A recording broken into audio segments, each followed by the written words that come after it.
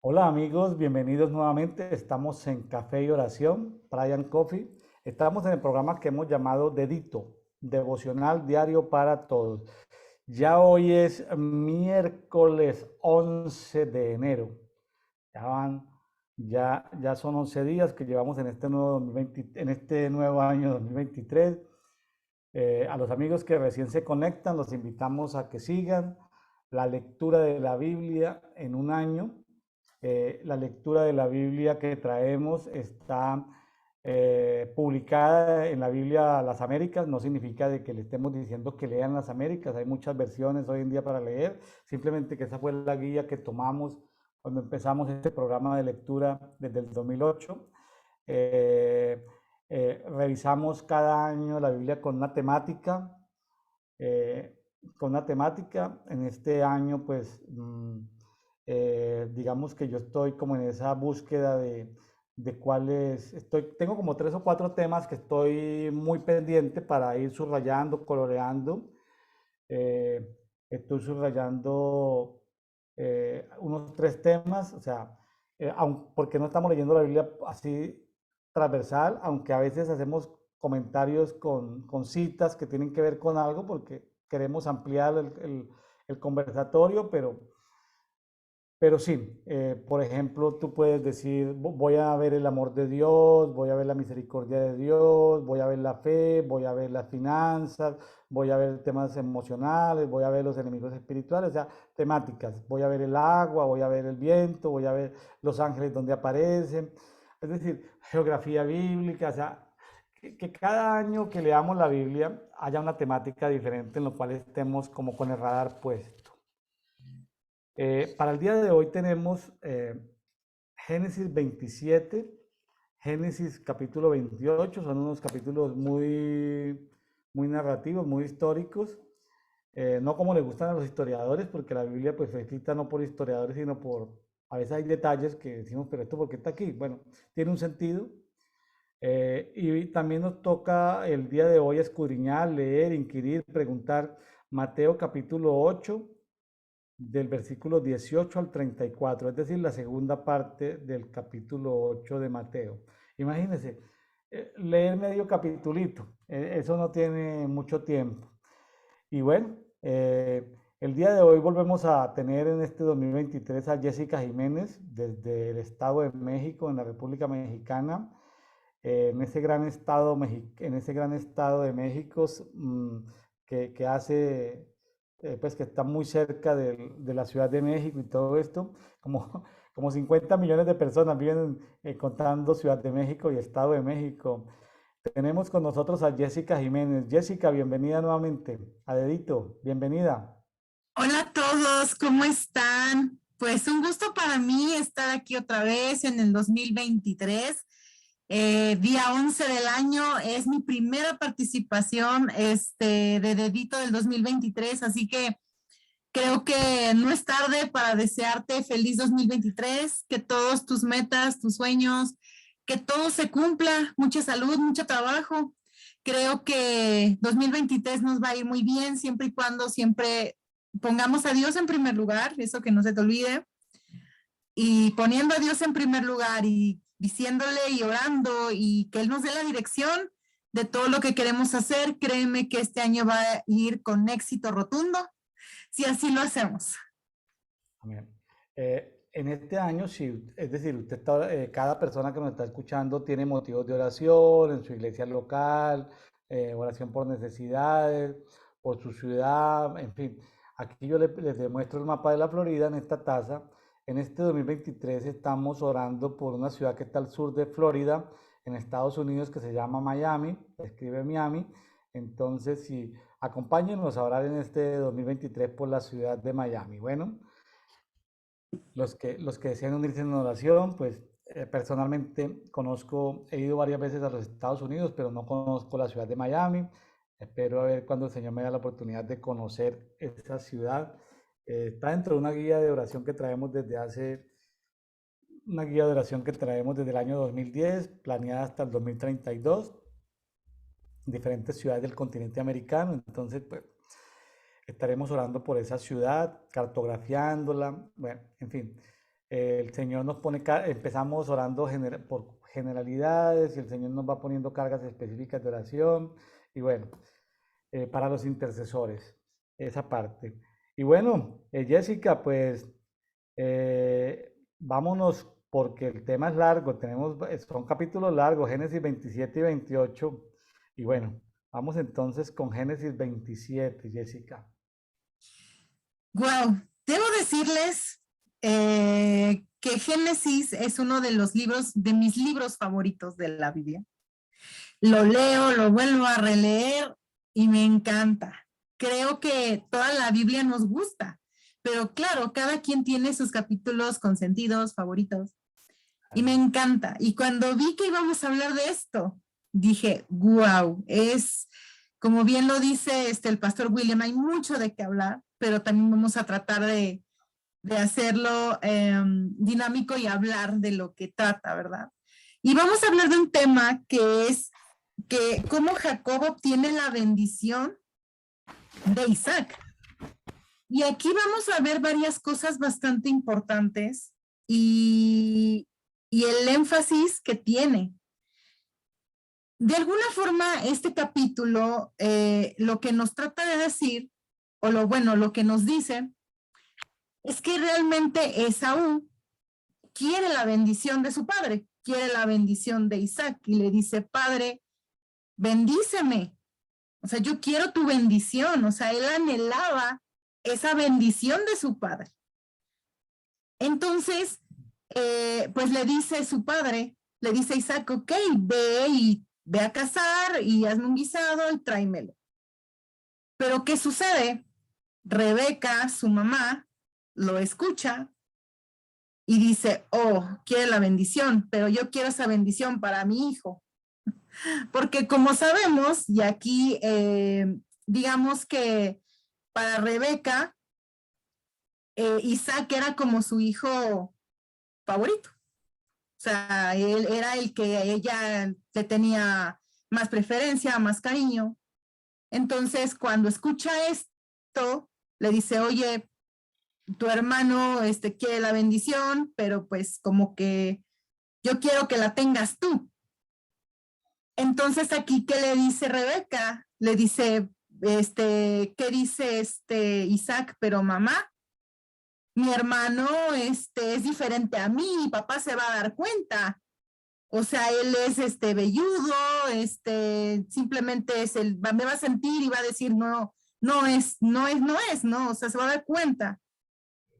Entonces aquí vemos cómo le dice Rebeca, no, pues tú también ve a cazar, haz un guisado, se lo traes a tu papá y te vestimos, ¿no? Te vestimos, como decimos aquí en México, te caracterizamos para que tu papá crea que eres tu hermano, ¿verdad? Entonces aquí podemos ver algo muy interesante, ¿no? Y podemos ver el comportamiento, vamos a ver el comportamiento que tiene Rebeca ante con sus hijos. O sea, cómo ella, porque aquí podemos ver dos énfasis, y es lo que voy a tratar de decirte sobre lo de la bendición. Ella de alguna manera quería que la bendición fuera para Isaac. ¿Por qué? Pues como lo comento, ¿no? O sea, ella tenía cierta preferencia por él y demás. Y es como tanto la madre como el hijo hacen todo esto para que, para que de alguna manera Jacob lo bendiga. O sea, ellos lo que querían era eso, que lo bendijera a él. Y tal cual, realmente llega delante de su padre y sí, o sea, Rebeca le ayuda, lo caracteriza al grado de que, ¿qué hace Isaac? Prácticamente le da la bendición a Jacob, creyendo que era Esaú. Entonces, aquí podemos ver cómo está la actitud de Rebeca, cómo ella o sea, hizo esto con su hijo para que pudiera obtener la bendición. Pero aquí hay algo muy importante.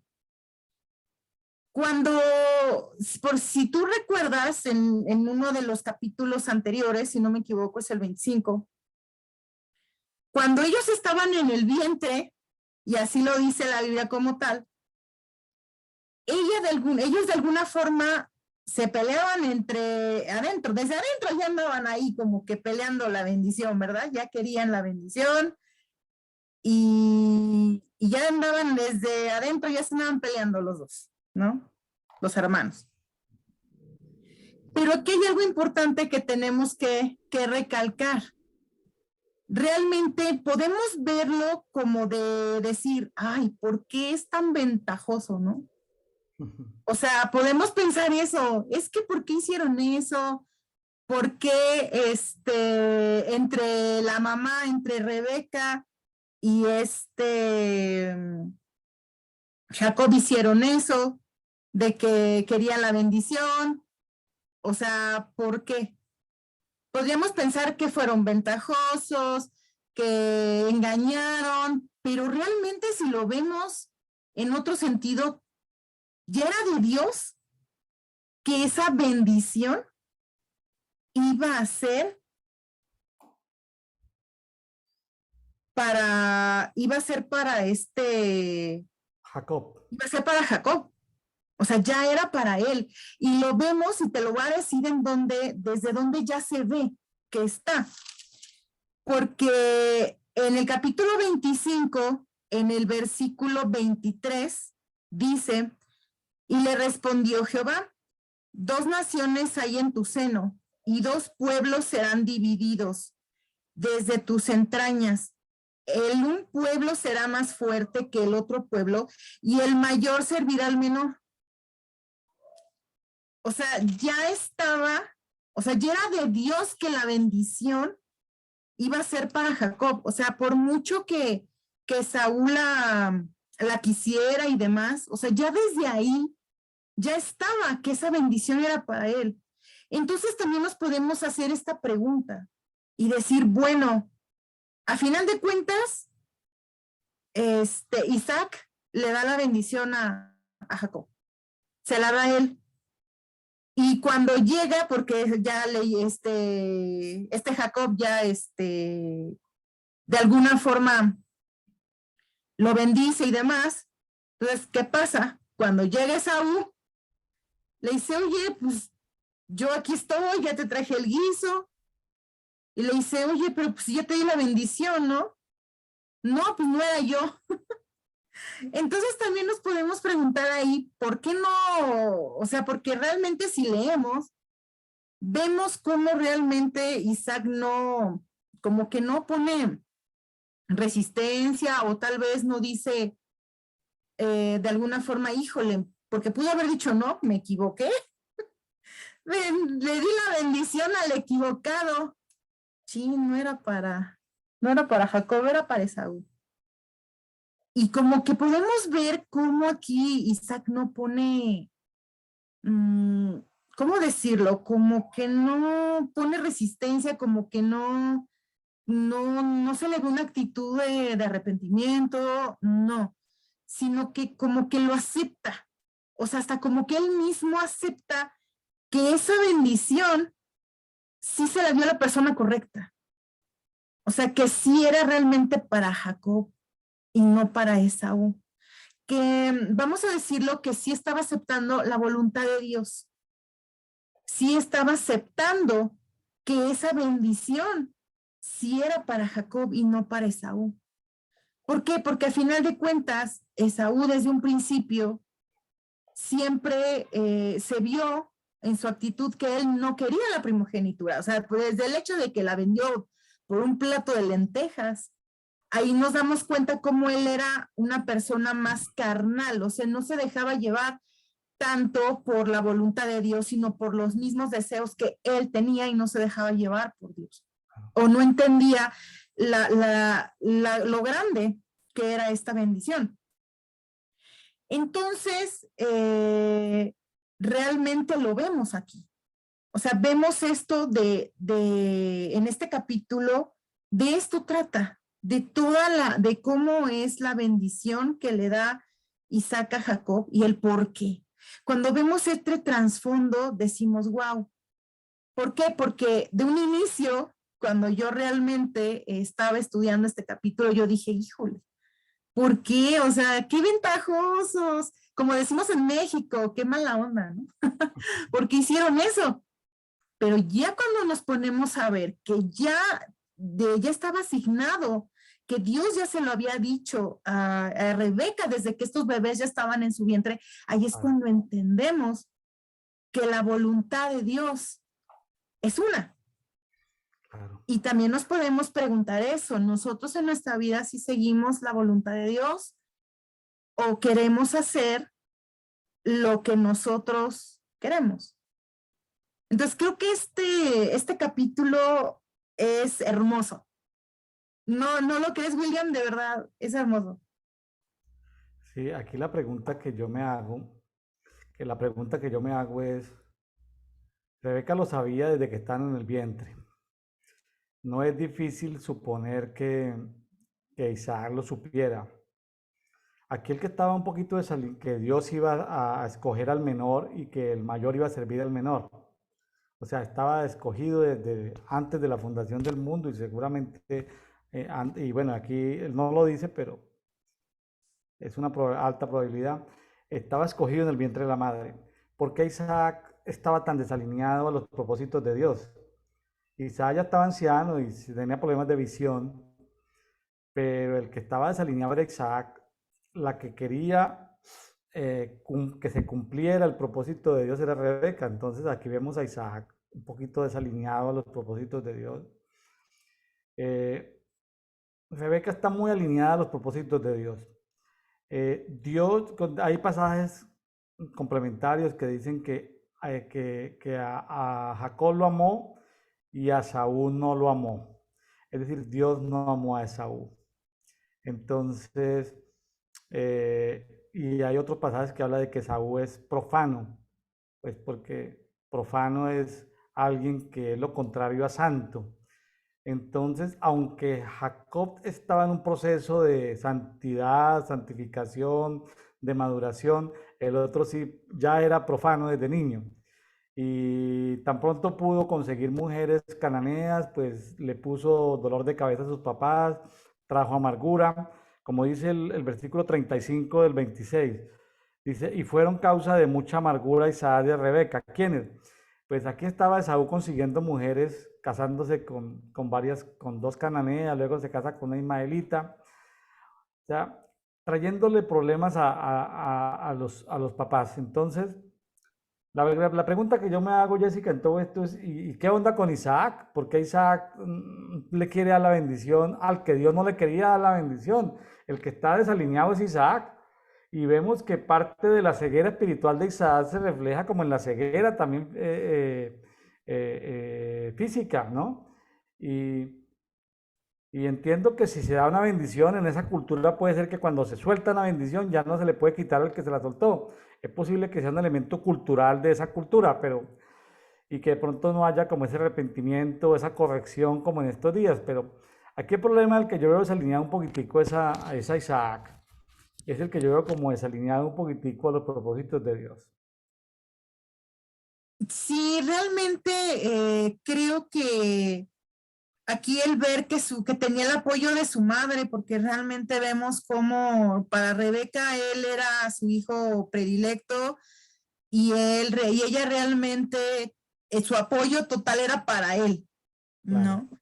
Entonces, a veces eso sucede al sentirte con el apoyo de tus padres, al sentirte que todo te lo dan, que todo lo tienes, pues realmente, pues tal vez por eso tenía esa actitud, porque se sentía protegido, porque sentía que tenía todo el respaldo, entonces pues también yo creo que no lo veía como tal la bendición, sino que yo lo siento que tal vez él era así como de quiero la bendición porque yo la quiero y como bien lo comentas, tal vez la que sabía realmente el propósito era Rebeca y él no, pero el hecho de decir yo quiero lo que él tiene y se ve desde los capítulos anteriores, siempre quería él todo.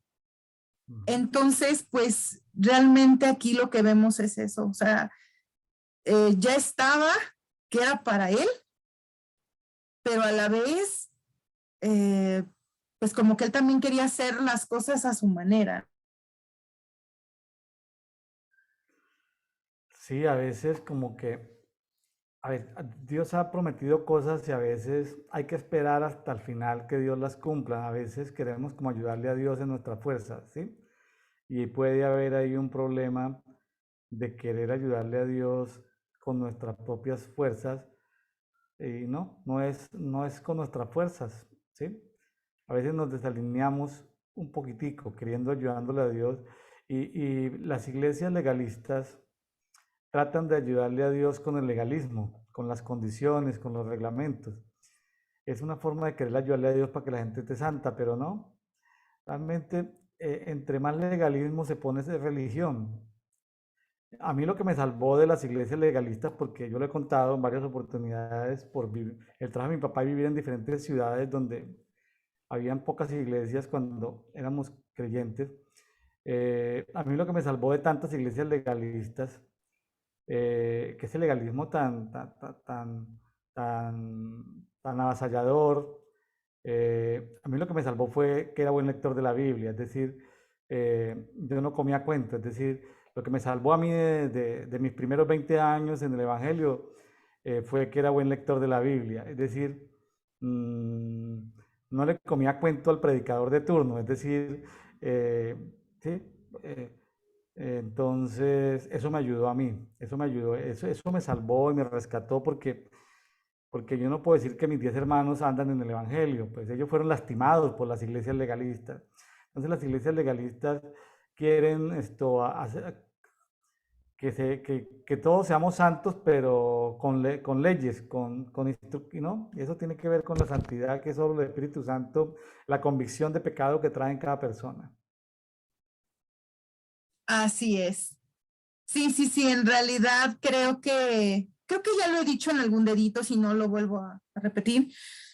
Pues creo que el Señor lo que anhela es que nuestro corazón esté bien, que sigamos sus mandamientos, eh, que nosotros siempre estemos bien delante de Él. Eso es lo que el Señor desea y que también vivamos una vida en santidad. Pero realmente, como lo comentas, no hay veces en que ciertos legalismos, ciertas cosas llegan a lastimar, a no ser tan benéficos. Pero realmente eso es lo que quiere el Señor. Quiere que tú hagas su voluntad, que veas, que sigas sus mandamientos, que leas su palabra. Eso es lo que el Señor anhela de ti, que estés bien con tu prójimo, que hagas el bien. Eso es lo que el Señor quiere de ti. Entonces, pues esto de la bendición de Isaac está hermoso este capítulo, la verdad. Y pues creo que vamos a continuar con el 28. Es otro Bueno, capítulo que está también muy hermoso. Les digo, es que Génesis a mí me encanta, de verdad, es un libro que me encanta, me gusta mucho. Y aquí podemos ver otra situación de otro comportamiento, ¿verdad? El capítulo es Jacob huye de Esaú. ¿Por qué? Aquí vamos a ver otra actitud, ¿no? Aquí vamos a ver otra vez a Rebeca en el escenario y vamos a ver a sus hijos. Y fíjate lo que dice los versículos 41 y 42. Bueno, todavía eso es parte del 27, pero bueno, sigue para el 28. Y dice, y aborreció Esaú a Jacob por la bendición con que su padre le había bendecido, y dijo en su corazón, llegarán los días del luto de mi padre, y yo mataré a mi hermano Jacob.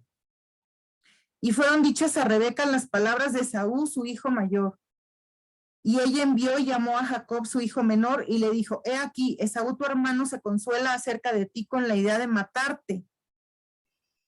Entonces ve lo que dice el 43. Ahora pues, hijo mío, obedece a mi voz, levántate y huye a casa de Labán, mi hermano en Harán, y mora con él algunos días hasta que el enojo de tu hermano se mitigue. O sea, ve aquí cómo vuelve otra vez Rebeca a la escena. escucha a su hijo Esaú decir, o sea, ahí Esaú, imagínatelo, estaba verde del coraje, así decimos en México, ¿no? Estaba enojadísimo. Es que mi hermano me quitó mi bendición, o sea, todavía estaba así, ¿no? Me la quitó. Cuando todavía él ahí no se da cuenta que ella tenía mucho tiempo que la había rechazado. O sea, fíjate aquí cómo la actitud de él era de ira, era de enojo. Ajá. O sea, estaba enojado, tal cual. Y estaba de, me la quitó. Pero creo que aquí nos debemos de preguntar, a ver, espérate. Realmente ya nos dimos cuenta, o bueno, esto ya fue lo que conversamos ahorita, ya nos dimos cuenta que esa bendición efectivamente no era para él, o sea, sí era realmente para Jacob, porque así lo quería Dios. Pero él todavía no lo lograba entender, porque es como decimos, o sea, Esaú todavía era como muy de sus pensamientos de él, ¿no? O sea, ahí estaba él pensando en la carne. Me voy a vengar de mi hermano porque me la quitó. Entonces, ¿qué hace su mamá? Prácticamente, imagínate, entra Rebeca a la escena, va con Jacob y le dice, ¿sabes qué, hijo? Vete con mi hermano porque acá tu hermano te está dispuesto a matarte y no quiero que te haga nada. O sea, su amor de madre ahí se ve, ¿sí? Se ve el amor de madre en decir, te quiero proteger, que no te haga nada. Y esto, ¿sabes a qué me recuerda? Aquí realmente, y viene algo más, ¿no? Porque realmente sabemos que tenía un propósito el hecho de que Jacob se fuera allá a Harán con el hermano de Rebeca. O sea, sí. Eso ya lo vamos a ver en los capítulos que vienen. Que en parte ahí, a lo mejor me voy a adelantar un poquito, ¿no? Isaac de alguna manera, perdón, Jacob, pues sí se las ve duras con lo que viene, porque no le vino fácil, ¿verdad? Lo que le pasó ahí con las mujeres y en fin, esto se pone interesante. O sea, realmente, el hecho de, o sea, Rebeca cree que el enviar a su hijo allá lo va a proteger, va a estar bien, va a estar en paz porque lo va a librar de que su hermano lo mate. Entre comillas, ¿no? Porque realmente sí se las ve duras con el tío. Y lo manda por unos días, pero esos días se convierten en 20 años. 20 años exiliado, sí. Enterrado. 20 años, o sea, imagínate, o sea, lo manda, según ella, para protegerlo, pero pasó esto, ¿no? Realmente, no fue tan benéfico.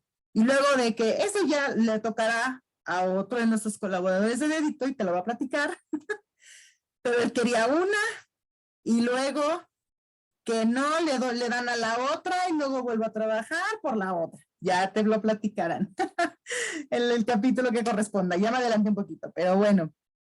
Entonces, aquí imagínate, Rebeca lo que hace es evitar, aquí se me vino a la mente Caín y Abel.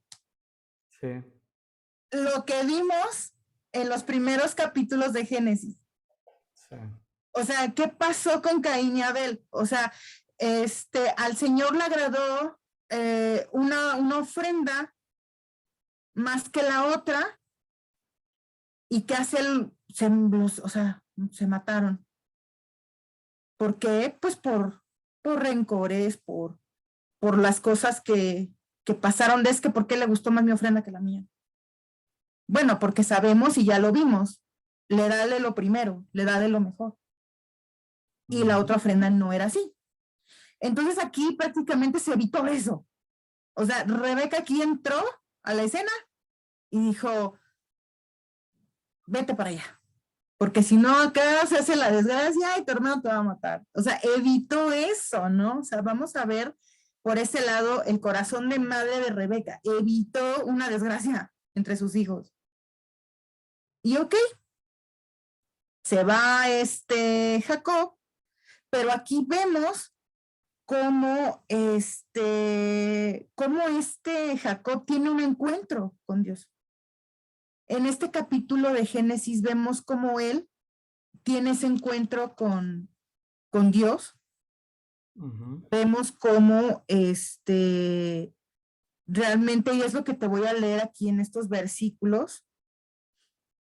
Vamos, te voy a leer del versículo, estamos en el capítulo 28, y vemos aquí en el versículo 15, perdón, es el del 12, y dice, ok, voy a leer desde el 10 porque sí, desde el 10, y porque aquí está. Dice, salió pues Jacob de Beerseba y fue a Harán, y llegó a un cierto lugar y durmió allí, porque ya el sol se había puesto, y tomó de las piedras de aquel paraje y puso a su cabecera y se acostó en aquel lugar. Pero aquí es lo que viene, que dice que soñó. Dice, y soñó, y aquí una escalera que estaba apoyada en tierra, y su extremo tocaba en el cielo, y aquí ángeles de Dios que subían y descendían por ella. O sea, fíjate el sueño que tiene, y fíjate aquí lo que pasa. Y dice, y aquí Jehová estaba en lo alto de ella, el cual dijo, yo soy Jehová, el Dios de Abraham, tu padre, el Dios de Isaac, la tierra en que estás acostado te la daré a ti y a tu descendencia. O sea, aquí él ya está teniendo ese encuentro con Dios. Ya está teniendo ese encuentro con él. O sea, ya de alguna forma se va para protegerse de que su hermano lo mate, pero ve aquí cómo tiene un encuentro con Dios y ve lo que le dice. Será tu descendencia como el polvo de la tierra y te extenderás al occidente, al oriente, al norte y al sur, y todas las familias de la tierra serán benditas en ti y en tu simiente. He aquí yo estoy contigo y te guardaré por donde quiera que fueres y volveré a traerte a esta tierra porque no te dejaré hasta que haya hecho lo que te he dicho. Y despertó Jacob de su sueño y dijo, ciertamente Jehová está en este lugar y yo no lo sabía. Pero ve lo que dice aquí, y tuvo miedo y dijo, cuán terrible es este lugar, no es otra cosa que casa de Dios y puerta del cielo. Aquí ve, date cuenta cómo él ya está fuera, demás, pero ve cómo tiene un encuentro real con Dios. Claro. Ve cómo aquí es donde él realmente se da cuenta que Dios está con él, y ahí Dios le dice que él va a ser bendito, que van a ser bendecidas sus familias, y demás. Entonces, ve cómo ahí ella tiene ese encuentro con Dios. Entonces, creo que nosotros aquí nos tenemos que preguntar cuántas veces nosotros tenemos esos encuentros con Dios. Me refiero en oración. ¿Cuántas veces lo hemos sentido? ¿Cuántas veces cuando oramos sentimos que realmente Él está ahí, que sentimos su presencia? Creo que es interesante que nosotros también de repente tengamos ese tipo de encuentros con el Señor, ¿no? Que nos hable, dejar que nos hable también. Sí, hay una versión hay una versión que se llama, aquí dice Génesis, versión recobro, ¿sí? Eh, es, es una traducción, suena como feo en español decir recobro, versión recobro. Todo esto es Génesis, pero este libro es tan bonito que, por ejemplo, lo editan en Estados Unidos, Living Stream Ministry, de, de, de, de traducción de los chinos, los apóstoles chinos, Wasman Ni,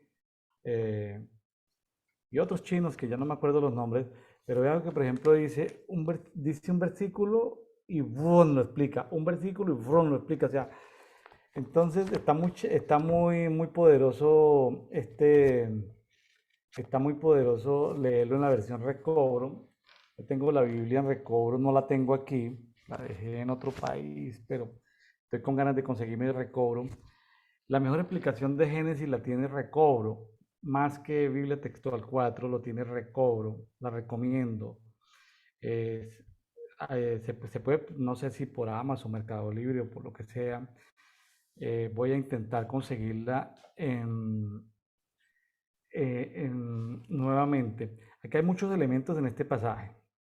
El lugar, donde Berseba, donde se había pues abierto un pozo, acuérdense la guerra que hubo entre los pozos, entre Sex, Simna, Rehobot y Seba, tema de los pozos. Aquí aparecen una cantidad de cosas que se pueden estudiar con profundidad. El sueño, la piedra que puso, todo tiene significado, la piedra que puso en la cabeza, los ángeles, la escalera, el que está en la parte de arriba de la escalera, el portal que se abre, eh, el proceso de subir y bajar, o sea, los ángeles bajan cosas y suben cosas, o sea, eh, el reconocimiento de que ese es un sitio bendecido. Entonces, luego en la mañana siguiente, dice en el 18, 28, 18, dice, Jacob madrugó por la mañana y tomando la piedra que había puesto por su cabecera, la erigió como una estela, ¿sí? Y derramó aceite sobre su cúspide. Entonces, hay todos unos significados proféticos de esto. Técnicamente hoy en día se conocen como portales. Un portal, por ejemplo, donde Francisco de Asís, que la Iglesia Católica pues se robó toda la revolución en 1200 de lo que hizo Francisco de Asís. La Iglesia de la época apagó todo lo de Francisco de Asís y hoy lo que aparece de Francisco de Asís está todo distorsionado. Pero hay gente que ha ido a lugares donde estuvo Francisco de Asís y hay portales, es decir, como que son sitios de conexión con el cielo. Gente donde, hay sitios donde la gente adoró por 100 años, hay un sitio que llama, no sé exactamente, se llama, donde los moravos estuvieron orando, ayunando y cantando por 100 años sin parar. Se dice que hay portales. Entonces, los que han viajado por diferentes ciudades se dan cuenta que hay ciudades donde uno ora y como que no pasa la oración del techo. Y hay ciudades donde fluyen las oraciones. Entonces, no todas las ciudades son iguales. Entonces, de hecho, en este libro, los comentaristas chinos, apóstoles chinos, que no están con teologías protestantes ni católicas, ni influenciados por la masonería, sino que Espíritu Santo les reveló y ellos interpretaron, donde compró Abraham la cueva para enterrar a Sara y donde a él lo iban a enterrar, son cuevas dobles por parejas, luego entierran a Isaac y a Rebeca y luego a Jacob y a una de sus esposas, a Lea. Eh, Interesante porque porque ahí se le había aparecido Dios a Abraham, o sea, era un portal. Y Abraham tenía un conocimiento de la resurrección y él esperaba resucitar algún día. Entonces, Abraham no sé qué vio, qué entendió, pero para él era mejor que lo enterraran no en un panteón ni en un cementerio, que normalmente son sitios de comunicación con las tinieblas, con el inframundo. Vea que ahí hay algo que uno dice, ay, pero eso qué importa, muerto está. Pues eso dice una persona que no tiene entendimiento, pero una persona con entendimiento dice, wow. Y lo comento, tal vez lo comento porque a mí he venido pensando en eso. eh, hay principios espirituales. Es mejor que a uno lo entierren en un portal o en un sitio donde haya habido un altar de adoración, donde Dios se le haya aparecido a uno, y no en un cementerio que lo único que hay en un cementerio son demonios y comunicación con las tinieblas, un inframundo, una cosa terrible. Entonces, algo sabía Abraham de la resurrección, lo comentan ahí los apóstoles chinos, yo no lo tenía ni en mi radar, fue porque leí los comentarios de ellos y digo, wow, esta gente tenía un entendimiento del mundo espiritual poderoso. Entonces, hay muchos elementos, pues no es el tema, pero normalmente los teólogos tienden a mirar la cultura, pero no entienden, por ejemplo, que una piedra se puede ungir. Una piedra se puede ungir. Oye, ¿por qué estás ungiendo una piedra? Oye, estoy consagrando el lugar. Quedan cosas culturales, que el alcalde o el gobernador puso la primera piedra de la construcción del hospital fulanito de tal, o que van a hacer una universidad y ponen la primera piedra. o que van a hacer no sé qué y ponen la primera piedra. O sea, hay cosas culturales de poner la primera piedra. O sea, hay cosas culturales. Entonces, yo creo que uno tiene que buscar fuentes culturales, pero también ver que hay un significado ahí. A mí me quedó mucho la duda de si ellos están pensando en dónde enterrarse. Más adelante José profetiza y dice, no, a mí no me vayan a dejar aquí en Egipto, a mí me hacen el favor y mi hueso lo llevan. Oye, pero, o sea, oye, pero, y hoy en día decimos, no, no importa que lo cremen, no importa que no lo cremen, eso es la misma cosa, o sea, pero creo que, y no estoy hablando de que miremos costumbres o practiquemos judaísmo, no, no, no, estoy diciendo de que hay principios espirituales que nos hace falta y hacerles una a la lupa, ¿sí? Al microscopio. Yo creo que hay cosas que nos toca seguir inquiriendo, investigando. Es eso, no, no estoy queriendo decir, hoy vámonos al judaísmo, no, no, no, no. Mi tatarabuela practicaba la religión del judaísmo porque tenía raza del judaísmo, pero yo no estoy interesado en practicar el judaísmo. No tengo ni el más mínimo interés en practicar el judaísmo. Entonces, eso lo digo porque no quiero que traer cosas del judaísmo. O sea, lo que quiero es ver que hay principios espirituales ahí escondidos, ¿sí? Principios espirituales ahí escondidos. Vea, cuando se baja el Papa Católico, se baja de un avión, lo primero que hace es besar la tierra. Lo que hace un musulmán cuando se baja de un avión es besar la tierra. Entonces un católico y un evangélico normal se bajan del avión y botan el papel que traen, lo botan en el aeropuerto. Es decir, no entienden que hay cosas, hay una tecnología espiritual que la utilizan las tinieblas o la luz. Hay gente que sabe de eso. ¿Sí? ¿Sí me hago entender, Jessica? A veces que nos hace falta como tratar de entender el trasfondo espiritual. Entonces, lo que quería decir aquí es, bueno, hay muchos elementos. Yo creo que Jessica ha explicado muy bien el tema.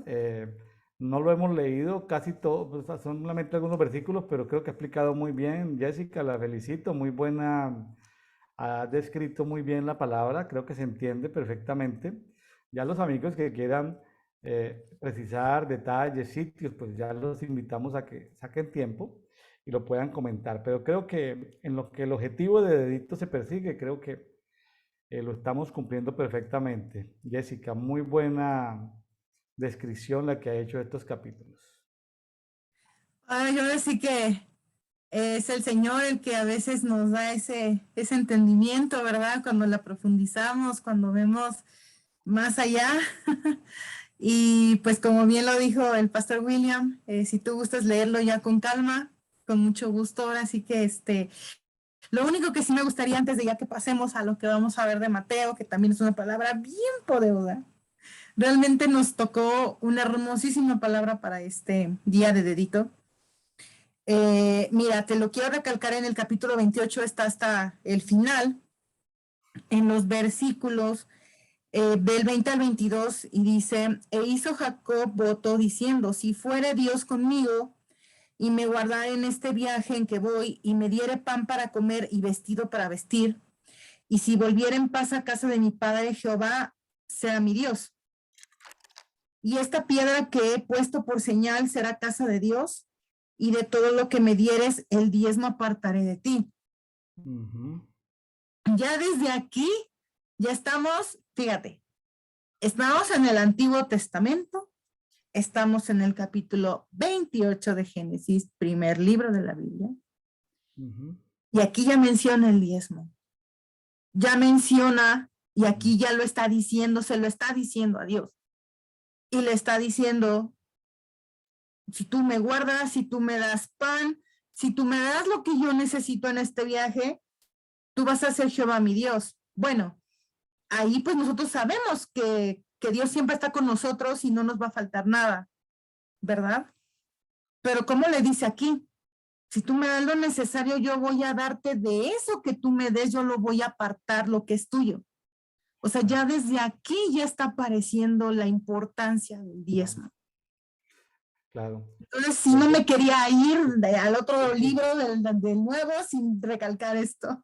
sí, sí, Ya, esto es importante lo que acabas de citar, muy, muy importante, gracias por citarlo. Eh, el tema de las ofrendas aparece ya en Caín y Abel. Recuerde que Dios se agradó de la ofrenda de Abel y no se agradó de la de Caín. Recordemos eso. Ya se venía hablando de la ofrenda. Del diezmo, cuando Abraham le diezmó a Melquisedec, rey de Salem, cuando tuvo el encuentro con Melquisedec, le dio diezmo de todo lo que tenía. Es, ahí está ofrenda, diezmo. eh, Todavía no aparecen las primicias. Más adelante van a aparecer las primicias. Pero aquí aparece una herramienta que se la reveló Dios a Jacob. Voto. No voto, sufragio de ir a votar por el gobernante, sino voto con pequeña, como un instrumento. El voto. El voto es una promesa. Cuando no tienes nada en el bolsillo, pero quieres acelerar los tiempos, mover los tiempos, el voto es algo que sirve, como la oración de Javes. Si me dieres, el voto es una herramienta de negociación muy poderosa que encontró aquí Jacob. Yo no sé, tal vez se le reveló, tuvo una revelación sobrenatural porque él estaba huyendo, estaba sin dinero, sin nada, no tenía fortuna, nada, estaba huyendo. Su vida estaba en peligro. Él hace un voto. Ahora, el voto lo permite a uno salir cuando no tiene trabajo, no tiene con qué ofrendar, no tiene que diezmar, se comió la semilla, está en pobreza, se puede hacer un voto. Ahora, luego más adelante Dios reclama que, oye, si haces un voto, cúmplelo, o mejor no hagas votos. ¿Sí? Porque hay gente que hace votos y no los cumple. Entonces, si haces un voto, entonces aquí la herramienta del voto es muy poderosa porque te permite como girar un cheque sin fondos, como que hacer una promesa, como firmar una letra, un pagaré, voy a pagar, pero no, es como tener un crédito. Estoy como tratando de que se me entienda, no es eso, no, por favor no quiero sacarlo de contexto, es como, no tengo los recursos, pero si tú me ayudas, es decir, claro, no es simonía, no es simonía de cuando ese Simón el mago quería comprar con dinero lo espiritual. No, no es simonía, es intercambio de vida. Es decir, yo te voy a dar de lo que me produzca el trabajo, te voy a dar una parte si tú me guardas. Entonces, él tuvo revelación, él tuvo revelación ahí del voto, principalmente del voto, porque ya pues ellos ofrendaban, levantaban altares, o sea, ellos sabían de ofrendas. Porque la cultura de Abraham, de Isaac y luego de Jacob fue hacer altares. O sea, ellos sabían de ofrendas. Es un tema. Ellos sabían de diezmo. Ya el abuelito Abraham ya lo practicaba. Ellos sabían de diezmo. Pero aquí aparece por primera vez el voto en la Biblia. Voto con B pequeña. Entonces, si tú, amigo que nos estás escuchando, dice, oye, pero yo estoy sin trabajo, yo tuve trabajo y nunca ofrendé, nunca diezmé, nunca di primicias, estoy sin trabajo, bien, eh, sin- y necesita como romper ciertas estructuras de pobreza, de maldición económica, de iniquidad económica, de romper, porque hay gente que trae espíritu de pobreza, o sea, que hay que liberarlo de espíritus de pobreza. Hay gente que, o sea, la pobreza se presenta como espíritu demoníaco. Entonces, no estoy diciendo que siempre estoy diciendo que a veces se presenta porque la persona es perezosa, no tiene disciplina, a veces es porque no tiene oportunidades, ¿sí? Por más que busca, no encuentra. Entonces, el voto es una herramienta para salir de esas circunstancias tan extremas, ¿sí? Entonces, no es el tema, pero gracias, Jessica, por tocarlo y pues bueno, eh, y seguramente cuando sigamos leyendo la Biblia, pues las personas que están interesadas en finanzas, pues van subrayando ofrenda, diezmo, primicia, votos, van subrayando los tipos de ofrendas, ofrendas vegetales, ofrendas de aquí, ofrendas de allá, las ofrendas en las fiestas. O sea, aquí no vamos a tratar de judaizar al leer el Antiguo Testamento. Porque hay gente que nunca lee la Biblia y dice, ah, no, es que el Antiguo Testamento no es para hoy, ni siquiera leo la Biblia, por favor, ¿sí? Y diciendo que, o sea, unas cosas que sacan yo no sé de dónde, eh, ¿sí? De algún vago que dijo que en el Antiguo Testamento no hay principios espirituales que aplican, entonces hay que ir subrayando, subrayando, subrayando, subrayando el tema de lo económico. Dice que vienen diseños de pobreza y de riqueza, con José más adelantico, de logística de distribución, de almacenamiento. O sea, viene una cantidad de conceptos económicos poderosos que si los aplicáramos, pues vamos a tener beneficios. Hay leyes naturales, ley de siembra y cosecha, ¿sí? Entonces, ¿para qué sirve, ya para cerrar el tema, para qué sirve el diezmo? El diezmo sirve para que el sistema del devorador no se lo coma a uno. Entonces, no diezmo, pues el sistema del devorador viene y me roba. ¿Para qué sirve la primicia? La primicia sirve para yo saltar a otro nivel. ¡Pum! Pasar de clase baja a clase media, pasar de clase media a clase alta, o para pasar de licenciatura a doctorado a otro nivel. O sea, la primicia te sirve para lanzar, es una cosa de subir de nivel. La primicia es diferente al diezmo. El diezmo es para la protección, que no venga el devorador. Y la ofrenda pues tiene que ver con sembrar. Entre más doy, cuando Jesús llamó a los discípulos allá en Mateo, que estamos, dad, dad de gracia. Es decir, y dar en abundancia. Es decir, el que mucho siembra es ofrenda. No estamos hablando de diezmo, ni de primicia, ni de votos. La ofrenda es algo que si yo siembro, recojo. Ahora, hay que saber sembrar, porque si yo soy un mal agricultor y siembro en mala tierra, pues recojo el 30. Si tengo más o menos noción de agricultor, recojo el 60. O si ofrendo más o menos bien, recojo el 100. Pero hay que ofrendarle a los pobres. Ahora, los regalos que le hacemos a los amigos cuando cumplen años en el mundo espiritual no son votos, no son primicias, no son diezmos.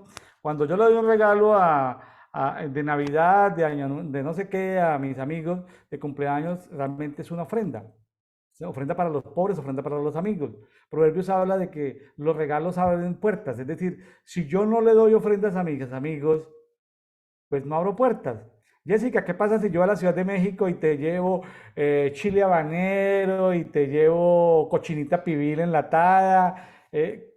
¿Abro puertas o no abro puertas? En lugar de decir, hola Jessica, aquí estamos, aquí vengo con mi esposa y estamos de paso por la Ciudad de México. Los regalos abren puertas. Técnicamente en el mundo espiritual un regalo es una ofrenda que yo le hago a un amigo. O sea, ¿yo puedo ofrendar a los amigos? Claro que sí.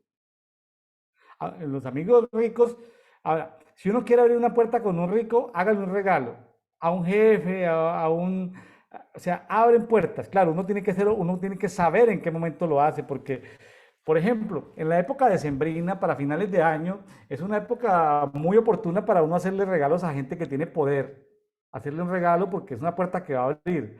El jefe que va a los aumentos de sueldo o los aumentos de cargo en enero es la oportunidad de hacerlo en diciembre. Él no lo va a ver como que lo está manipulando, pero eso abre puertas.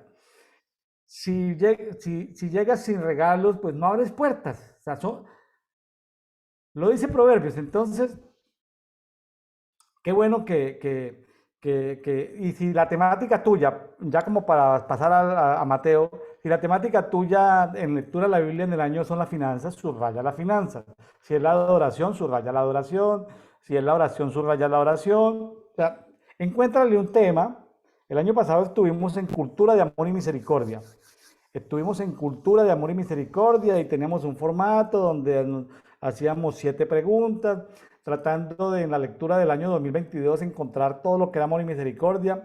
Entendimos con profundidad el amor y misericordia, pues ya podríamos hablar con mucha más poder sobre amor y misericordia. Entendimos que la misericordia en Occidente se entiende diferente a la gente de culturas del Oriente. Entendimos muchas cosas de la misericordia. Ahora, si tú quieres entender la fe, comienza a subrayar fe, la esperanza, o sea, que haya una temática, una línea conductora, ¿sí? Algo, un hilo que tú quieras seguir. O si tú quieres simplemente presentarte diariamente a leer la Biblia, está bien, también está bien, pero qué chévere ir haciendo conexiones. Y bueno, Jessica, pues qué bueno que no se nos haya pasado el tema del voto, porque realmente no vuelve a aparecer la herramienta del voto, no es tan popular el voto. Yo no sé por qué no se usa más el voto, pero yo he hecho votos, yo he hecho votos. He hecho votos. Ahora, el voto es una promesa, el voto se usa hoy en día para los matrimonios, pero yo no lo veo en la Biblia el voto para matrimonios, pero no estoy diciendo que no lo hagan. El que se va a casar dice, prometo que te voy a cuidar y aquello. Ahora, si uno va a la Biblia, por ejemplo, y esto del matrimonio, nunca se dice en la Biblia hasta que la muerte los separe. ¿Ves? Y uno escucha en los matrimonios católicos y evangélicos que hasta que la muerte los separe. O sea, realmente uno nunca debería decir que hasta la muerte los separe, porque la muerte es una cosa espiritual. Si uno quiere ser correcto, uno puede decir hasta que estemos sobre este planeta, hasta que vivamos en este planeta, te amaré, pero uno no puede decir hasta que la muerte, porque la muerte es un sistema espiritual. Cuando se celebra un matrimonio diciendo que hasta la muerte los separe, lo que está diciendo es que la muerte tiene poder sobre el matrimonio. Pero uno torpemente se celebran los matrimonios evangélicos, católicos, dándole poder a la muerte. Pero por la torpeza y por la ignorancia. Es decir, wow, ¿dónde en la Biblia dice que hasta que la muerte los separe? En ninguna parte, pero la gente dice, ayúdate que yo te ayudaré. ¿Y dónde dice eso? El que madruga Dios le ayuda. O sea, la gente saca una cantidad de cosas de la cultura popular que la Biblia no lo dice. Eso de que, de que hasta que la muerte los separe, eso no está en la Biblia en ninguna parte. Claro, eso lo puede decir alguien que haya leído la Biblia en un año o más de una vez en un año. Entonces,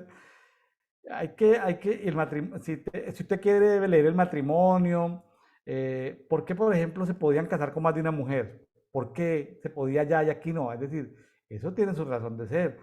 ¿Por qué Dios odia el repudio? O sea, el hombre que le dice a la mujer, oye, tú estabas muy bonita cuando te conocí, pero ya no estás tan bonita, te va a cambiar. Dios odia, Dios esto, en Malaquías, o sea, Dios tiene ira, Dios esto se molesta profundamente por la mujer que se ve repudiada. Bueno, hoy en día ya pasa también lo contrario, ¿no? Hombres repudiados. Entonces, Dios odia el repudio, odia la mentira, la deslealtad, ¿sí?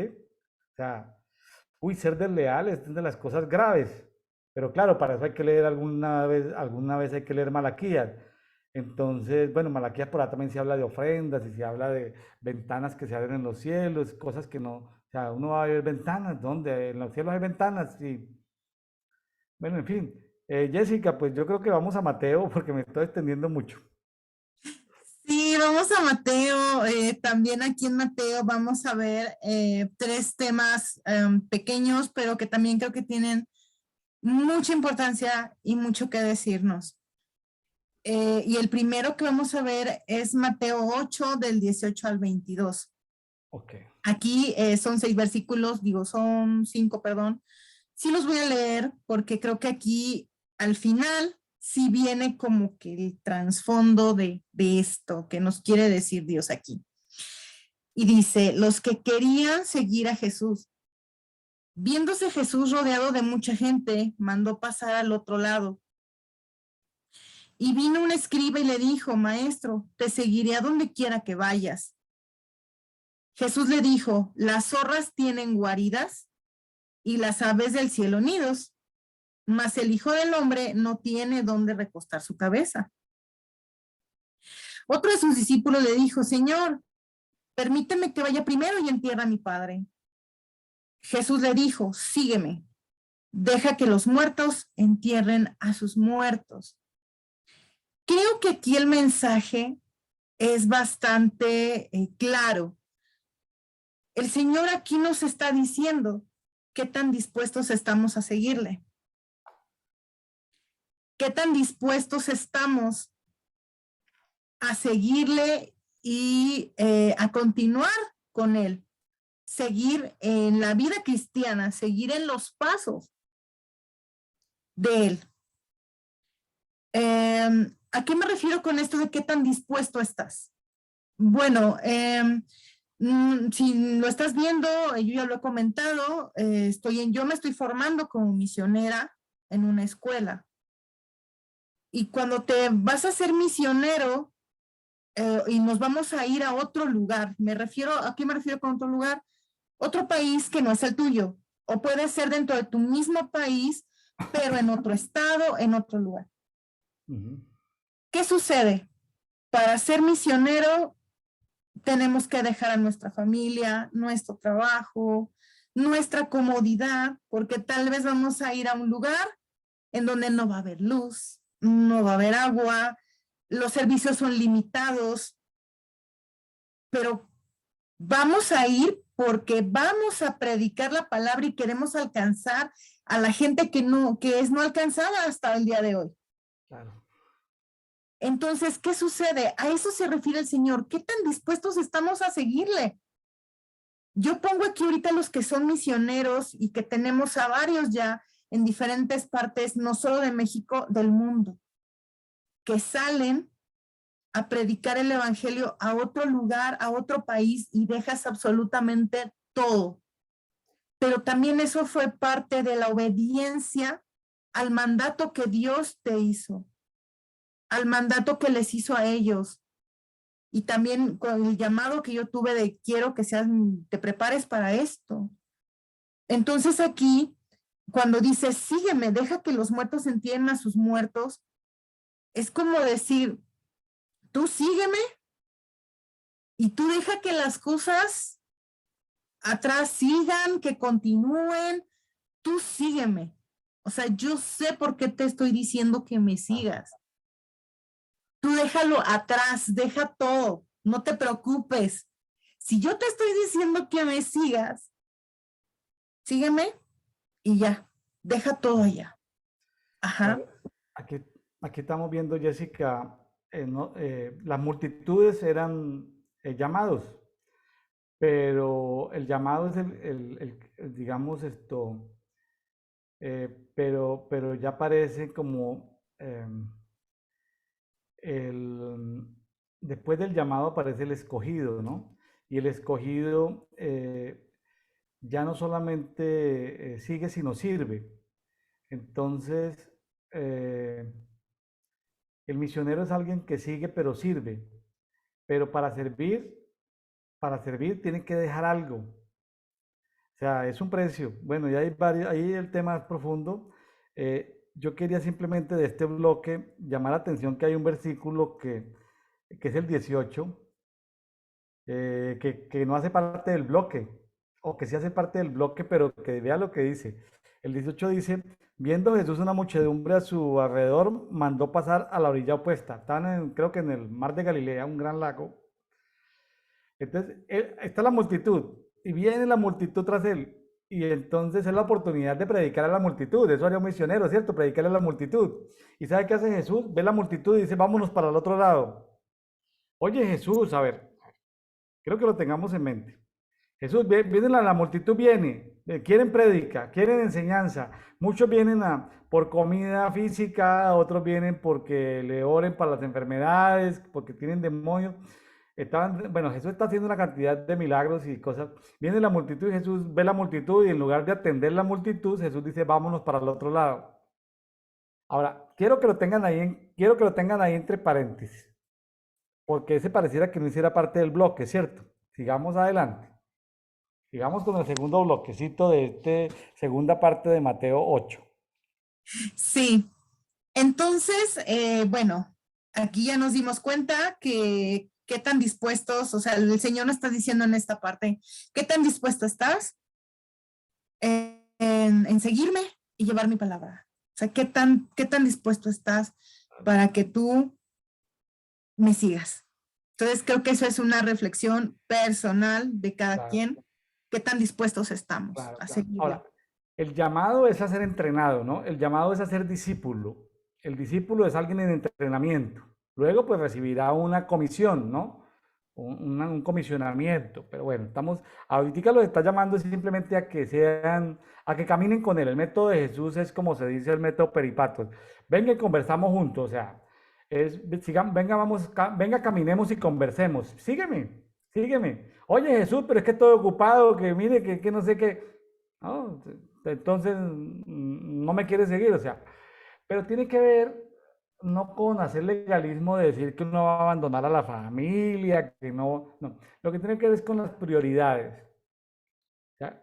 ¿Cuáles son las prioridades? Primero Dios, segundo yo, tercero mi cónyuge, bueno, tercero mi prójimo, es decir, son las prioridades. Es decir, a ver, si a mí se me muere mi papá o mi mamá y Dios no me está pidiendo una prioridad, pues yo voy al entierro. O sea, ojo con eso, no vamos a hacer una religión. es el tema de prioridades. Lo que está diciendo es decir, para seguir a Dios, síguelo siempre y cuando Él sea siempre la primera prioridad. No significa que tú no puedas ir a un entierro, que tú no puedas tener donde recostar la cabeza, o sea, tampoco vamos a hacer teología de la pobreza, ¿no? Oye, no, para seguir a Dios tú tienes que ser lo más pobre. No, no, no, aquí no estamos invitándolo a los desamparados de los pies descalzos, la nueva iglesia que vamos a fundar. No, no, no. Aquí lo que está diciendo es, oye, si entre estar cómodo y seguir a Dios, pues seguir a Jesús. Si entre estar con la familia, seguir... ¿Quién es la verdadera familia? Jesús dijo, vea, la verdadera familia son los que hacen la voluntad de mi Padre. No, pero es que ahí está María, tu madre y tus hermanos. Déjenlos, o sea, mi verdadera familia son ustedes. O sea, es poner las prioridades. Es simplemente, el término aquí es poner en orden las prioridades. Bueno, para no hacer de estos versículos una religión o una nueva secta. No, no, no. Es poner las prioridades. Que Dios siempre sea el número uno. Amén, totalmente de acuerdo. Y vamos a seguir con Mateo 8, del 23 al 27. Aquí es donde dice que Jesús calma la tempestad.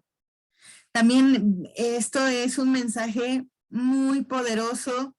Lo voy a leer porque son 5 versículos y dice, y entrando él en la barca, sus discípulos le siguieron. Y aquí que se levantó en el mar una tempestad tan grande que las olas cubrían la barca, pero él dormía. Y vinieron sus discípulos y le despertaron diciendo, Señor, sálvanos que perecemos. Él les dijo, ¿por qué teméis, hombres de poca fe? Entonces, levantándose, reprendió a los vientos y al mar, y se hizo grande bonanza. Y los hombres se maravillaron diciendo, ¿qué hombre es este que aún los vientos y el mar le obedecen? Creo que aquí el mensaje que el Señor nos quiere dar es que tanto confiamos en Él cuando estamos en un problema o en una situación complicada. ¿Cómo está nuestro nivel de fe ante esas situaciones? El hecho de, o sea, imagínate, ¿no? Aquí, como lo dice, que Jesús estaba a la tempestad a lo que da y él estaba dormido. ¿Y quiénes se asustaron? Los discípulos. Señor, ven a salvarnos, porque esto está horrible. Y él estaba dormido, estaba bien tranquilo. O sea, ponlo ahorita, pon la barca con la tempestad a lo que da. Y Jesús acostado, tranquilito. Y los otros estaban ya pero con miedo. Por eso les dice, hombres de poca fe. Entonces, creo que aquí el Señor nos trata de decir, cuando tú tienes un problema, cuando tienes una situación difícil, cuando tienes algo complicado en tu vida, ¿qué tanta fe tienes en mí? O sea, ¿cómo está tu nivel de fe ante esas situaciones? ¿Confías en mí o dejas que la tempestad sea mayor que lo que yo te puedo ayudar? ¿Recurres a mí? ¿Me pides ayuda? O sea, yo puedo calmar la tempestad, pero yo necesito que tú también tengas fe y que tu fe esté firme, porque aquí efectivamente vemos cómo el Señor va y el Señor les dice, ok, que se calme la tempestad, pero ¿y su fe dónde está? Entonces, creo que aquí lo importante es que siempre nuestra fe esté firme en el Señor. ¿Por qué? Porque, bueno, la definición de fe, ¿cuál es? Es la certeza de lo que se espera, la convicción de lo que no se ve. O sea, nosotros ya sabemos que aunque todavía no lo vemos, que aunque todavía no lo podemos ver ni palpar, pero sabemos que así va a ser y que así va a suceder, aunque todavía no lo vemos. Entonces creo que aquí es que siempre nuestra fe esté firme ante cualquier problema o situación. Sí, aquí este pasaje eh, suena como, es complejo. La verdad es que es muy complejo porque hay tempestad, hay vientos. ¿Es un tema natural la tempestad y los vientos? Sí, es un tema natural. Cualquier persona lo puede evidenciar. Se mide el viento, se mide la lluvia. Es una cosa que se puede físicamente medir. ¿Sí? el nivel de las olas, bueno, se puede medir, es un tema natural. Pero Jesús les aparece con una respuesta de algo sobrenatural, fe. O sea, ¿cómo hace la fe para controlar algo natural? Entonces parece que ambos están hablando de dos dimensiones completamente diferentes. Los discípulos están en un terreno natural, pensando en lo natural, pero Jesús les está hablando de un lenguaje espiritual, una fe para cambiar un viento. Entonces, eh, yo creo, como escuché una vez a alguien predicar sobre este pasaje, cuando los escribieron Mateo, que no hay seguridad si fue Mateo, o fueron discípulos de Mateo, o fue una recopilación pagada por Mateo, no lo sé. En todo caso, se conoce como el Evangelio según San Mateo. Dice que él dormía en el versículo 24. Escuché y me gustó esa enseñanza, esa predicación profética sobre que Jesús estaba en el Espíritu. Cuando una persona está en el Espíritu puede estar dormida y Jesús estaba batallando con los espíritus de las aguas. O sea, había una guerra espiritual. O sea, había una guerra espiritual.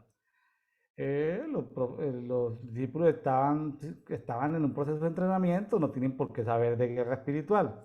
Jesús sí sabía de guerra espiritual. Jesús está confrontando los espíritus que se mueven en las aguas ahí en ese mar de Galilea y van a otra región.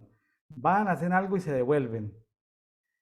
O sea, pero ¿qué es lo que está haciendo Jesús? Jesús está quitándole el poder que tienen esos espíritus sobre la gente en esas zonas.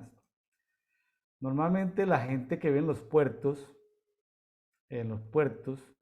cerca de cuerpos de agua o en los puertos, es gente que se presentan ciertos tipos de opresión espiritual. Estoy de acuerdo con eso de que Jesús está como en una inmersión espiritual y Jesús está batallando contra seres de tinieblas. No es evidente, no lo dice la escritura.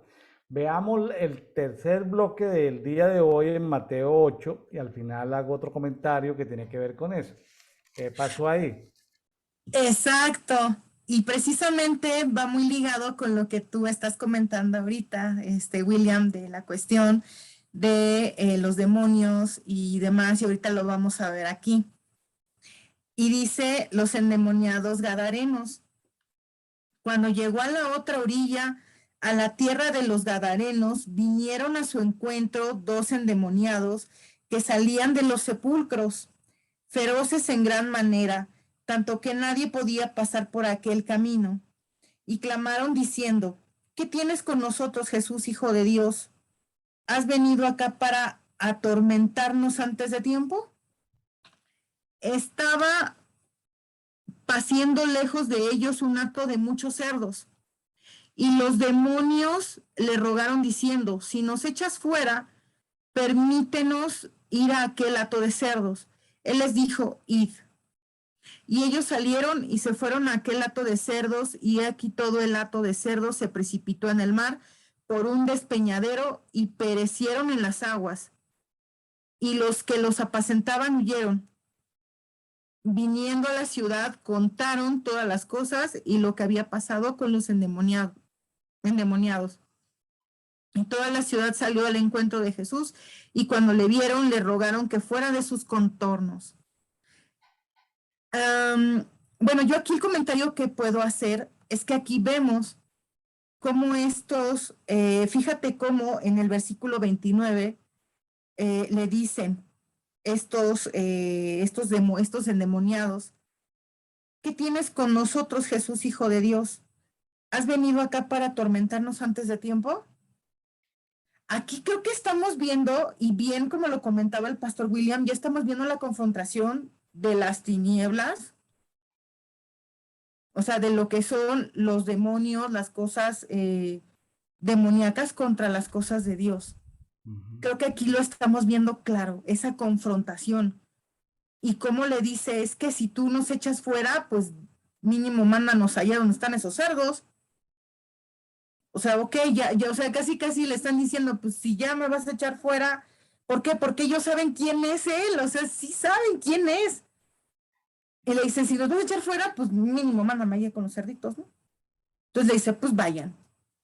pero ahí ellos mismos saben quién es Jesús y el poder que tiene, o sea, ya lo están reconociendo, ¿o no, William?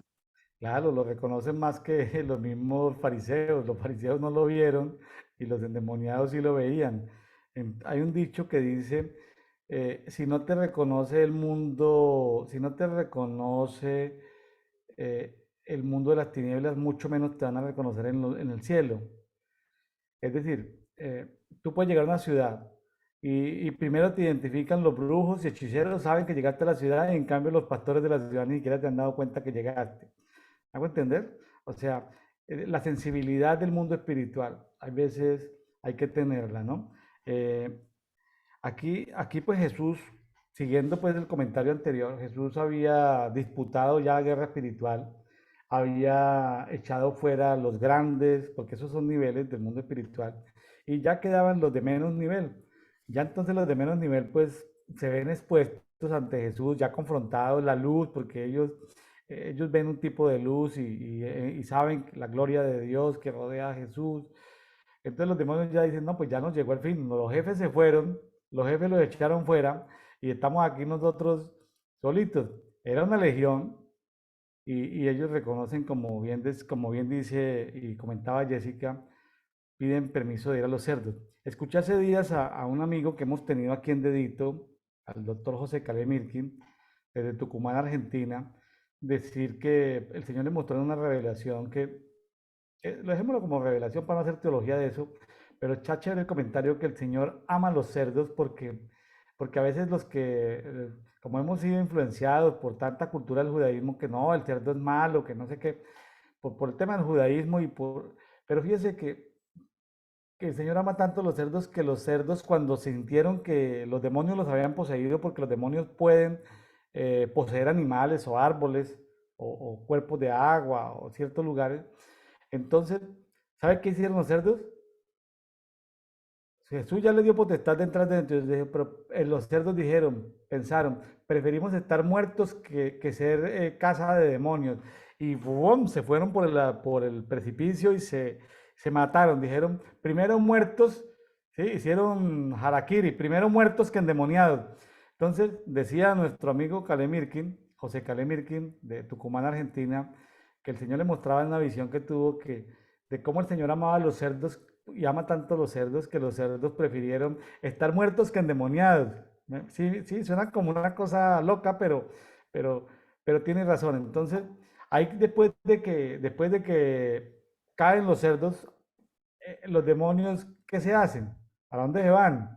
¿Cierto? ¿Para dónde se van? Es una buena pregunta.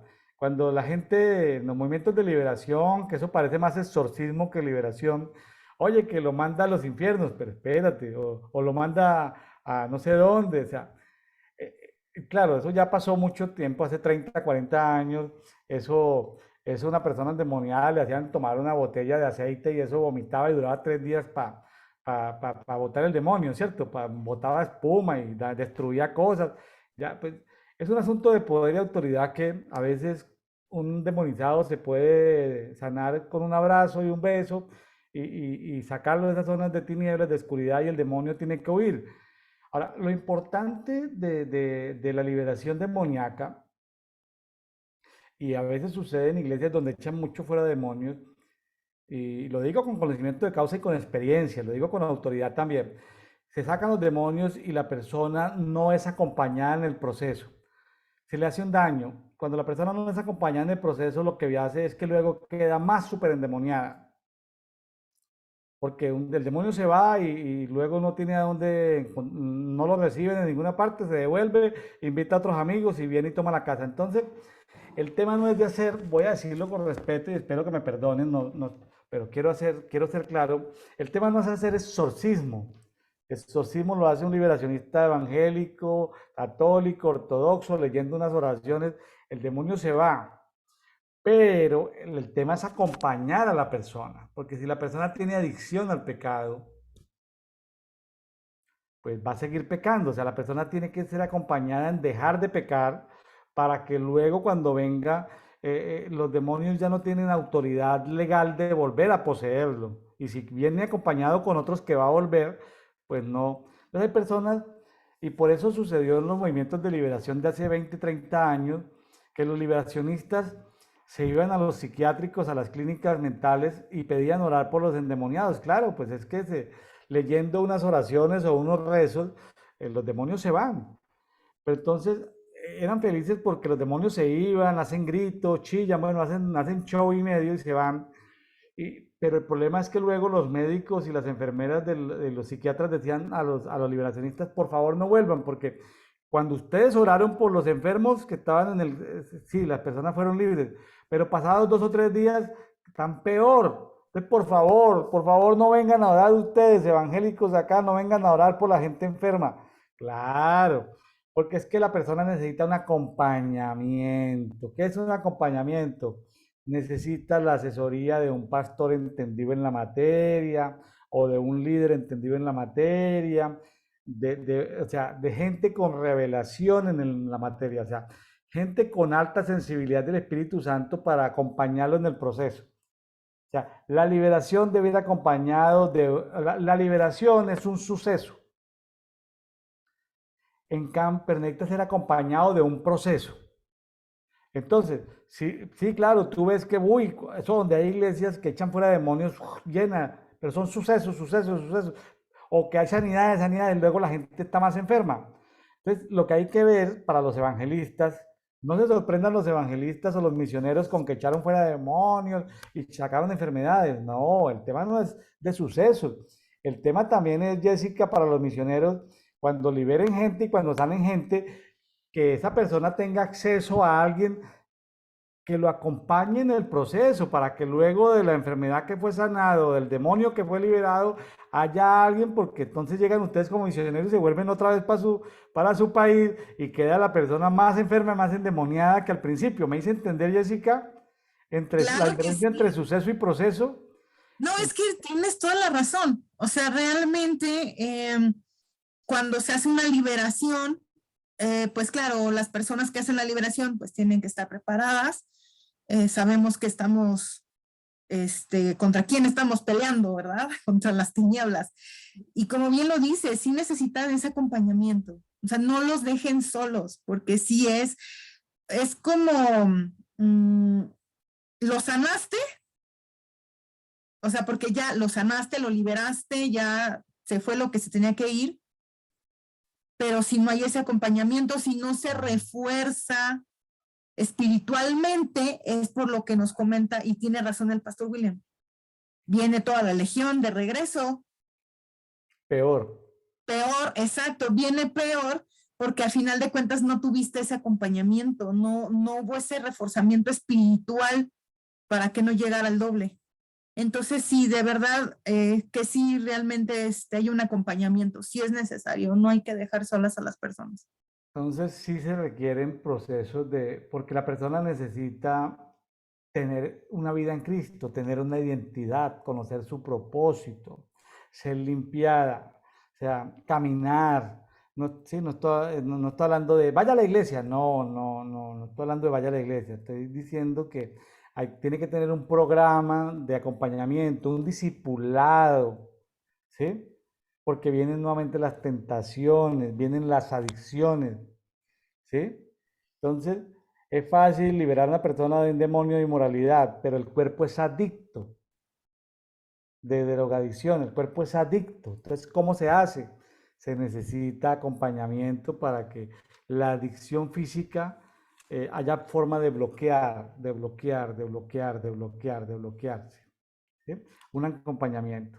Entonces, porque sí, a veces campaña de sanidades y milagros, pero luego la gente queda más enferma después de que se va el evangelista. Entonces, hay que acompañar estos sucesos de proceso.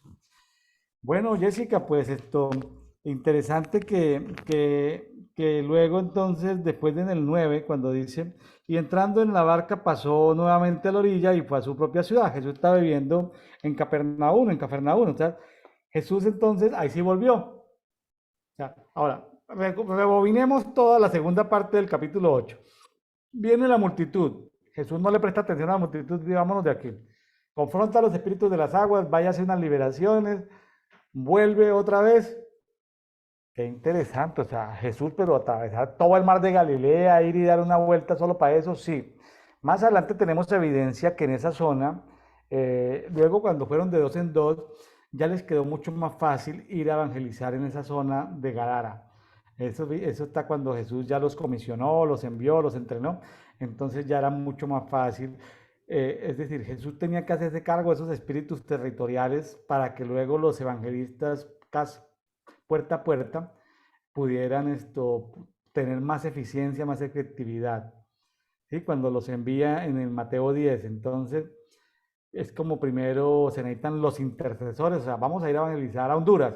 Primero los intercesores dejan el campo abierto para que lleguen los evangelistas, pero los evangelistas hacen cosas persona a persona, pero se necesitan los que hagan el acompañamiento, o sea, los que hagan que la gente sea transformada, ¿sí? Entonces, no es solamente sacarle el demonio, sanarlo o darle un plato de comida, sino que la persona cambie su cultura.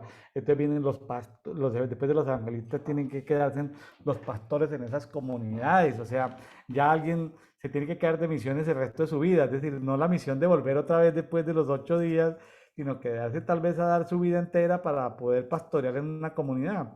Jessica, de pronto le toca en alguna misión quedarse en alguna parte, ¿no? Sí, De pronto el Señor la deja en alguna parte y ya sí, es un viaje misionero sin retorno, la deja pastoreando en alguna comunidad y ya no vuelve más a ya su no ciudad de regreso. origen. Mira, así es la voluntad de Dios. Y el Señor me dice, ¿te vas a X lado y te vas a quedar? Señor, pues obedezco. Aquí estoy, Señor, aquí estoy, Señor. Porque se Señor. necesita seguir. La gente necesita hasta que su cultura sea transformada, haya un cambio de cultura, haya un cambio de frutos, haya un acompañamiento realmente. Bueno, Jessica, pues muy bien. Eh, Esperamos en este año continuar contigo aquí como colaboradora de Dedito Devocional Diario para Todos. Y bueno, amigos que nos han escuchado, si le ha gustado, comparta con otros, comparta las conexiones de YouTube, las conexiones en Facebook, compártalas con otros. Ya vemos que con frecuencia estamos teniendo en promedio más de 100 visitas de cada grabación. Estamos teniendo más de 100 personas diariamente lo están escuchando. No son las mismas 100. Entendemos que más o menos calculamos que deben haber eh, unas cerca de 2000 personas que nos han seguido. No todos los programas, digamos que cada programa tiene como mínimo más de 100 personas que la ven, de unas 2000, o sea, no es continuo. Lo que queremos es motivarlos a que escudriñen la palabra, a que escudriñen, a que inquieran, a que pregunten. Y el Señor es bueno. Cada vez que pasamos por un pasaje aprendemos algo nuevo. Algo nuevo aprendemos. ¿Sí? Cuando lleguemos a Jessica, yo creo que en un par de días, cuando lleguemos a Mateo 10, está súper poderoso porque en Mateo 10 es de los versículos que a mí me hicieron así, ¡pum! En Mateo 10, uno habla de los discípulos y en Mateo 10, 2 habla de apóstoles. ¿Qué pasó ahí? Bueno, en 2 días, eso lo estaremos viendo por allá. Hoy es miércoles, y yo creo que eso lo estaremos viendo por allá el sábado 14 de enero. Estaremos viendo Mateo 10. Eh, a mí me explosionó eso, porque uno va leyendo y, discípulo es lo mismo que apóstoles, no. Discípulo es alguien que está en aprendizaje, en entrenamiento. Apóstol es alguien que está en comisionamiento. Entonces hay un tiempo para ser entrenado y un tiempo para poner en práctica lo que me han enseñado. Es diferente. Entonces, muy poderoso eso del capítulo 10, lo veremos el próximo sábado 14 de enero, faltan todavía jueves, viernes, sábado. Entonces, muy chévere porque eso, por ejemplo, a mí me explosionó así y espero con ansias que llegue porque habla de la autoridad apostólica, de la comisión apostólica. No, está poderoso este tema, está poderoso. El día de mañana pues vendrá la sanidad del paralítico, a hablar del ayuno, a hablar del llamamiento de Mateo, de la sanidad de la resurrección de la hija de Jairo, de la mujer con el flujo de sangre. de los dos ciegos, del endemoniado, bueno, de la conmoción que tuvo Jesús en sus entrañas de ver que la gente anda como ovejas sin pastor. Casi todos los pasajes de Mateo están en Lucas y están en Marcos, no están en Juan. Por eso se llaman evangelios sinópticos. Juan no es cronológico ni temático, Juan es como el espíritu. Juan son como que en otra frecuencia anda Juan. Bueno, de todas maneras, pues como lo estamos leyendo así de medio capitulito por medio capitulito, pues ahí vamos degustando diariamente la palabra. La palabra, la verdad, a mí me sorprende demasiado. Yo estoy, digo, Dios mío, no había visto esto, Dios mío, no había visto aquello. Uno puede profundizar, uno puede detallar, uno puede, ¿sí? Eh, Uno puede detallar tantas cosas que hay aquí. Bueno, amigos de Café de Oración, gracias por estar con nosotros. Jessica, muchas gracias. Un gusto volverlos a ver y estar aquí. Nos vemos en la próxima, por supuesto, que voy a continuar 2023 con dedito. Entonces, Dios me los bendiga. Hasta la próxima participación. Gracias. Bueno, amigos, comparta con otros, no sea egoísta, denle me gusta, haga algún comentario. Bueno, para que los algoritmos de YouTube, de Facebook nos puedan recomendar a más personas, el programa siga creciendo y sea de bendición para muchas personas. Ya hemos recibido muchos testimonios de muchas personas que reciben bendición diariamente. Bueno, gloria a Dios. Bueno, la palabra no vuelve vacía a Él. Bendiciones para todos.